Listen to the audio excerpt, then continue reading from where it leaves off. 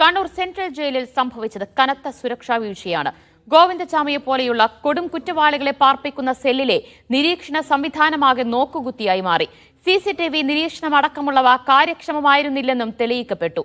4 ഉദ്യോഗസ്ഥരെ സസ്പെൻഡ് ചെയ്യാൻ ഉത്തരമേഖല ജയിൽ DIG ഉത്തരവിട്ടു.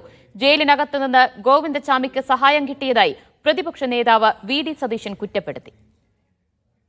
സ്ത്രീകളുടെ സുരക്ഷയ്ക്ക് ഭീഷണിയെന്ന് കോടതി വിധി എഴുതിയ കൊടും കുറ്റവാളി, ജീവപര്യന്തം തടവ് ശിക്ഷ അനുഭവിക്കുന്ന ഗോവിന്ദചാമിയെ പാർപ്പിച്ചിരുന്നതും കണ്ണൂർ സെൻട്രൽ ജയിലിലെ അതീവ സുരക്ഷയുള്ള സെല്ലിൽ. എല്ലാം പേപ്പറിൽ എഴുതി വെച്ച സുരക്ഷയാണെന്നാണ് ഒരു കൈകൂടിയില്ലാത്ത ഈ കുറ്റവാളി തെളിയിച്ചത്.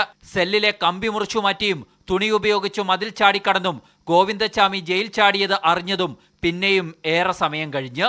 അതായത് ജയിലിലെ രാത്രി പാറാവ് പാളിയെന്ന് ചുരുക്കം. CCTV ക്യാമറ ദൃശ്യങ്ങൾ 24 മണിക്കൂറും നിരീക്ഷിക്കേണ്ടതാണ്. അതിലും ബന്ധപ്പെട്ട ഉദ്യോഗസ്ഥർ വീഴ്ച വരുത്തിയെന്ന് വ്യക്തം. ജയിലിലെ ഇലക്ട്രിക് ഫെൻസിങ്ങും ഗോവിന്ദചാമി നിസ്സാരമായി മറികടന്നു. ഇതോടെയാണ് 4 ജയിൽ ഉദ്യോഗസ്ഥരെ ഉത്തരമേഖല ജയിൽ DIG അടിയന്തരമായി സസ്പെൻഡ് ചെയ്തത്. DPO രജീഷ്, APOമാരായ അഖിൽ, സഞ്ജയ്, നൈറ്റ് ഓഫീസർ റിജോ എന്നിവരെയാണ് അന്വേഷണ വിധേയമായി സസ്പെൻഡ് ചെയ്തത്. DIG ആണ് അവിടെ അന്വേഷണം ചെയ്തിട്ട് DIG ആണ് നടപടി എടുത്തിട്ടുണ്ട്. And Kannur I was there and then coordinated everything and now completing the work and DIG is sitting there to conduct the inquiry. ജയിൽ ചാട്ടത്തിൽ സർക്കാരിനെതിരെ പ്രതിപക്ഷവും രംഗത്തെത്തി. അവിശ്വസനീയമാണ്. ജയിലിന്റെ അകത്ത് നിന്നും ജയിലിന്റെ പുറത്തു നിന്നും തീർച്ചയായിട്ടും ഇയാൾക്ക് എല്ലാ പിന്തുണയും കിട്ടിയിട്ടുണ്ട്.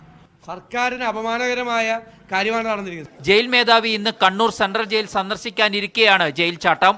ഇതും ജയിൽ വകുപ്പിന് നാണക്കേടായി. ജയിൽ DIGയുടെ നേതൃത്വത്തിൽ ആഭ്യന്തര അന്വേഷണം നടത്താനും തീരുമാനിച്ചു.